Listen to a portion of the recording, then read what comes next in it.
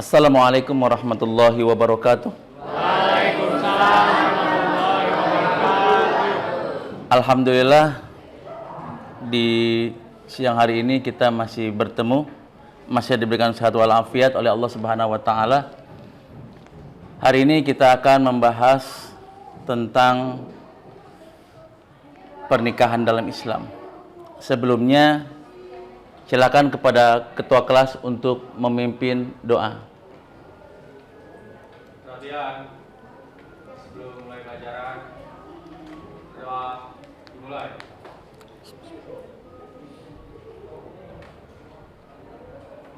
Berdoa selesai. Beri salam. Assalamualaikum warahmatullahi wabarakatuh. Waalaikumsalam warahmatullahi wabarakatuh. Terima kasih kepada Arya Dwi yang sudah memimpin permulaan doa untuk kita belajar hari ini. Sebelumnya saya akan mengabsen. Siapa hari ini yang tidak masuk? Alhamdulillah, berarti sehat semua ya. Alhamdulillah. Hari ini mudah-mudahan kita berikan sehat walafiat oleh Allah Subhanahu wa taala, sehat yang sempurna. Hari ini kita akan membahas tentang pernikahan dalam Islam. Peta konsepnya, kita akan menganalisis makna dan ketentuan pernikahan dalam Islam sesuai dengan Al-Quran dan hadis. Berarti kalau Al-Quran itu sebagai sumber hukum Islam yang pertama, hadis sumber hukum Islam yang kedua. Yang kedua, kita akan membahas tentang akad nikah dalam pernikahan sesuai Al-Quran dan hadis. Bagaimana cara akad nikahnya, bagaimana maharnya, dan lain sebagainya. Yang selanjutnya, macam-macam pernikahan yang terlarang dalam Islam. Berarti ada yang halal, ada yang terlarang. Nanti kita bahas satu persatu. Selanjutnya, peta konsep yang selanjutnya, yang keempat adalah hikmah pernikahan dalam Islam. Sebenarnya sama, pernikahan atau perkawinan nikah. Bahasanya an-nikahu sunnati faman raghiba an sunnati falaisa minni. Kata Rasulullah, nikah adalah sunnahku, ya. Barang siapa yang mengikuti sunnahku termasuk umatku. Ya. Pernikahan atau nikah berasal dari bahasa Arab an-nikah. Nikah secara harfiah artinya himpunan atau al-jamu, kumpulan atau al-jam'u, atau hubungan intim atau wal'atmu. Kadangkala kalau kita berpikiran kalau menikah adalah hubungan badan, seks. Tapi bagaimana dalam Islam itu untuk kita menyatukan dua persepsi, dua kepala jadikan satu. Nikah secara syar'i atau secara agama, akad yang membolehkan halal hubungan intim dengan menggunakan kata ankahtuka, zawwajtuka. Ya. Kalau kalau nikah mah, saya terima nikahnya dan kawinnya. Satu nafas. Satu nafas. Nikah menurut Undang-Undang Nomor 1 Tahun 1974, Pasal 1 adalah ikatan lahir dan batin antara seorang wanita dengan seorang pria sebagai suami istri dengan tujuan membentuk keluarga rumah tangga yang bahagia kekal berdasarkan ketuhanan yang Maha Esa. Pak, kenapa ketika dalam pernikahan enak-enak, Pak? Ketika udah punya anak satu, udah punya anak dua, ada perselisihan antara suami istri.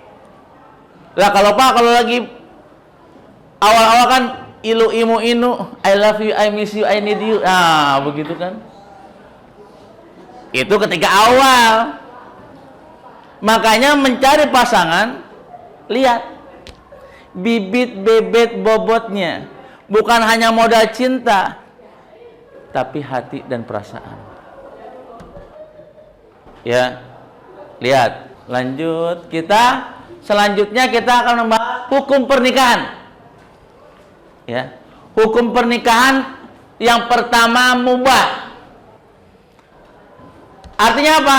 Seseorang boleh menikah, hukumnya boleh. Dalam melakukan pernikahan juga boleh. Artinya asal hukumnya nikah itu boleh. Mubah artinya boleh. Yang kedua, wajib. Apa wajib? Apabila seseorang sudah mampu membayar mahar dan memberikan nafkah dan takut dia berbuat zina, nggak tahan hawa nafsunya, dia hukumnya wajib.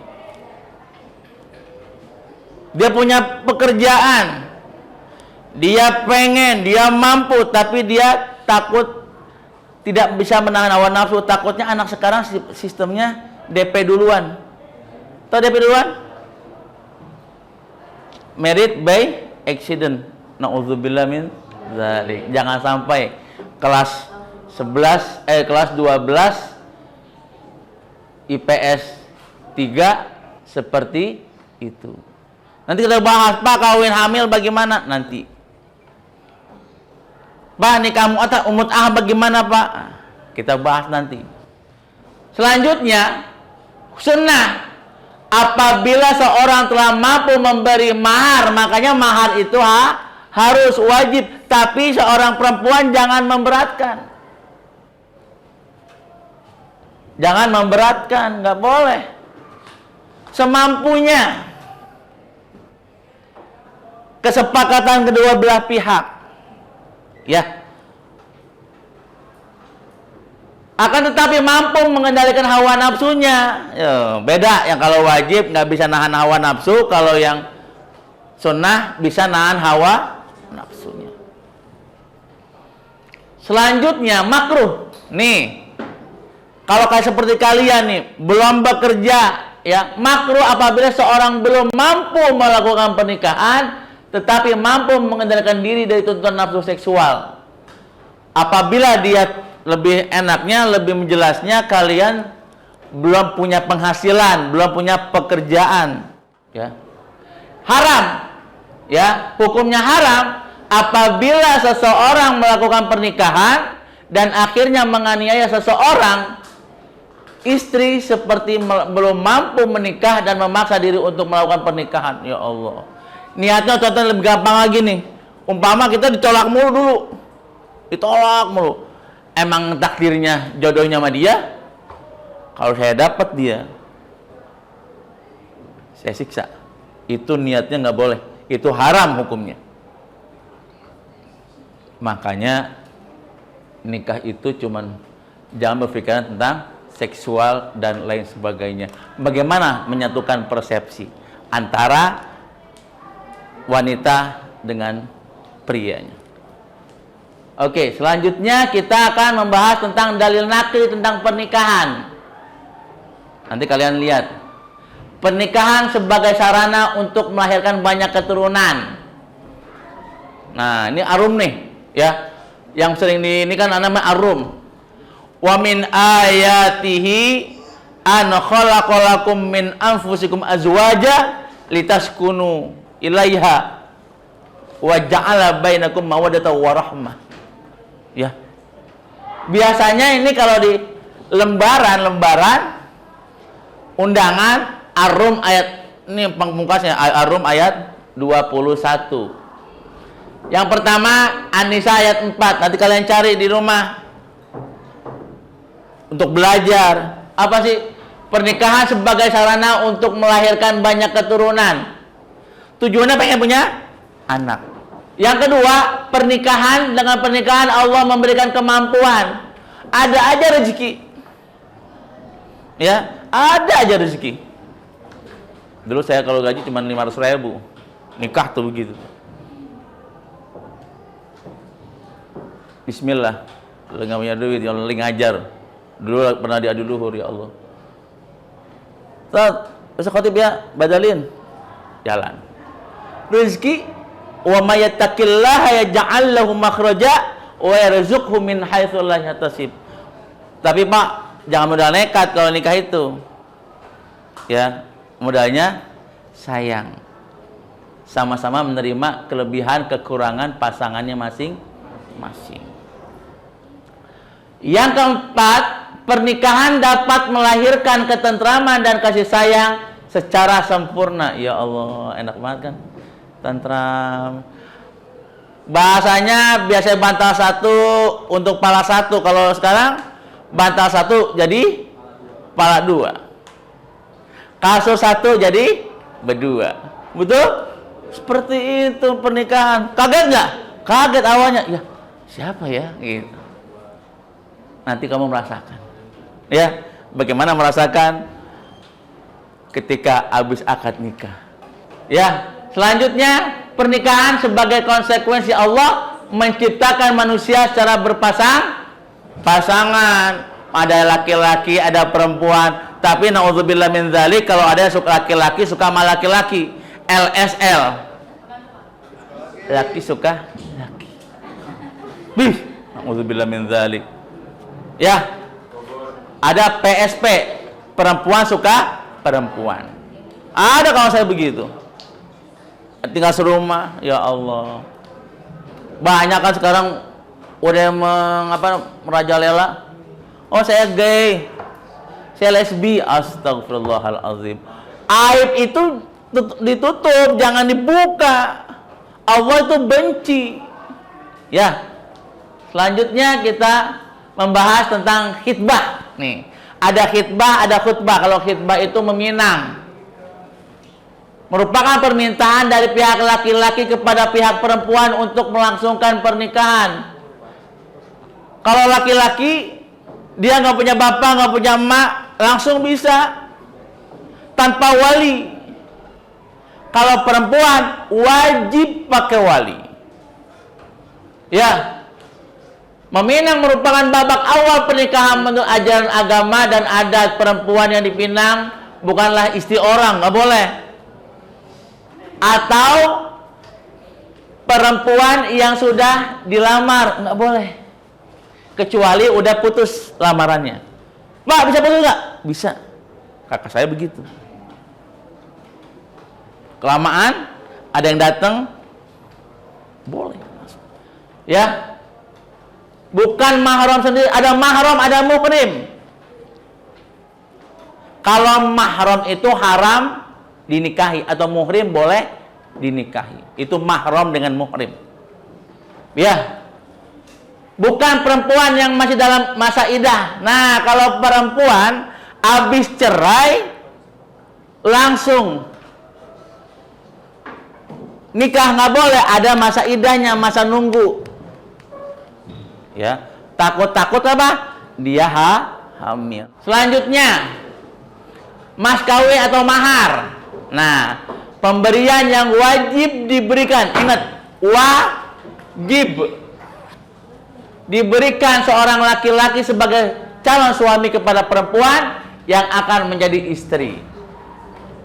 Memberikan mahar, hukumnya wajib. Nah, jumlah mas kawinnya kesepakatan antara pihak perempuan dengan pihak laki-laki, tapi jangan memberatkan. Ya, itu. Lanjut. Nah, ini kita akan membahas tentang rukun nikah. Ini wajib nih. Ini satu nggak ada. Umpama Islam, gelo. Islam balik itu bisa membedakan mana yang baik, mana yang buruk. Tahu mana yang cantik, mana yang jelek. Ya. Yang kedua balik, yang ketiga berakal, berarti orang gila nggak boleh. Ya, berakal. Sehat jasmani dan rohani. Laki-laki sejati. Ya Allah, sejati. Jangan belok. Belok. Yang sukanya, ya Allahu Akbar, berumur minimal 21 tahun. Nih, nanti ini kalau kamu perempuan mau nikah nih Pak, saya Pak, dulu kan Syekh Puji ada Pak, 12 tahun, Ulfa. Itu ya Allah lain. Sebenarnya reproduksi perempuan belum siap. Orang dulu, iya, karena belum tahu aturan. Selanjutnya, Neng. Selanjutnya, calon istri. Sama. Kalau Islam, wala tankihul musyrikatin hatta yu'min. Jangan kamu nikahi wanita musyrik kafir sampai dengan menjadi muslim. Ya. Berakal. Mau nggak kamu sama yang orang gila? Nggak mau. Kalau sama anak-anakku mau nggak? Mau. Nggak mau. Selanjutnya, perempuan 19 tahun nih minimal. 19 tahun, ingat nih. Wah, berapa sekarang? Udah berapa tahun? 16, 17, 18, 19, 4 tahun lagi. Sabar. Ya, ntar juga nikah. Tenang aja. Hitungin, Pak. Oh, minimal 19 tahun gitu. Ya. Selanjutnya kita akan membahas tentang wali Islam. Pak, kalau orang tuanya non-muslim bagaimana, Pak? Nggak boleh jadi wali. Wali hakim. Mewalikan kepada penghulu biasanya. Ya. Makanya itulah dilarang beda agama. Nikah beda agama nggak boleh. Di Indonesia tidak ada. Pak, itu bisa, Pak? Jamal Mirdad. Entahlah itu cara bagaimana. Tapi cerai juga kan? Ya, persyaratan wali Islam balik berakal merdeka adil. Lanjut. Kita akan membahas menurut ulama Syafi'iyah yang sah menjadi wali dalam proses akad nikah adalah bapak kandung. Nih. Bapak. Kakek. Kakek udah kagak ada. Pindah ke saudara kandung bapak. Mau itu kakaknya, mau itu adiknya. Pokoknya dari jalur bapak. Yang keempat, saudara tiri laki-laki. Anak saudara tiri laki-laki atau keponakan. Paman dari pihak bapak, om. Anak laki-laki dari paman atau sepupu. Rukun nikah yang selanjutnya adalah 2 saksi. Biasanya seorang laki-laki calon suami harus dapat mendatangkan 2 orang saksi dari pihak suami. Ya. Kehadiran saksi menjadi tanggung jawab seorang calon suami dan tidak wajib bagi calon pengantin perempuan. Itu saksinya dari pihak laki-laki. Kalau sudah beristri belum lebih dari 4 orang wanita. Ya. Makanya saksi itu bahwa seorang suami laki-laki adalah seorang jejaka, bukan jenaka, jejaka ya. Bisa bilang duda, jujur. Ya, mau duda kek, mau jejaka kek, ya. Oke, ijab qabul, ya. Syarat ijab qabul, ya, menggunakan bahasa yang jelas. Ya. Tidak boleh menggunakan kata sindiran atau kiasan. Ya. Diucapkan langsung oleh wali atau wakilnya dengan sempurna. Selanjutnya, ya, ijab qabul menggunakan bahasa yang jelas, ya, jawabnya jelas, ya. Ketika saya nikah dulu, murid-murid saya lupa ketika saya pembina paskibra, anak paskibra saya undang semua, anak pramuka saya undang semua. Ya Allah, siap. Seneng banget. Itulah kebahagiaan kalau yang diundang datang. Selanjutnya, tujuan berbagai perwujudan rasa syukur kepada Allah karena telah dilakukan proses akad nikah. Hukum melakukan amar ma'ruf adalah sunnah. Pak, saya nggak punya duit, ya udah akad nikah aja. Bagi yang mampu melakukan akan memperoleh pahala dari Allah Subhanahu wa Ta'ala. Biasanya itu ada uang belanja kalau orang Betawi mah. Ya, lanjut. Suami wajib menggauli istrinya dengan cara yang baik. Kunna libasul lahum wa antum libasul lakunna. Ya, selanjutnya kewajiban istri sama. menerima ikhlas, bukan ikhlas mata dharma, bukan. Ikhlas bahwa suami adalah pemimpin keluarga. Istri wajib mentaati suaminya selama tidak ada dalam kemaksiatan. Istri hendaknya memenuhi kebutuhan suami. Nah, saling mendukung antara suami istri. Lanjut nih, ya. Nah, habis nikah, Pak, kenapa ada namanya talak? Nah, ada namanya talak, cerai. Habis. Ya, itu minggu depan kita akan membahas tentang talak. Demikianlah pembahasan hari ini. Mudah-mudahan nanti tugasnya ada saya share di Google Form, ya. Silakan nanti kalian kerjakan.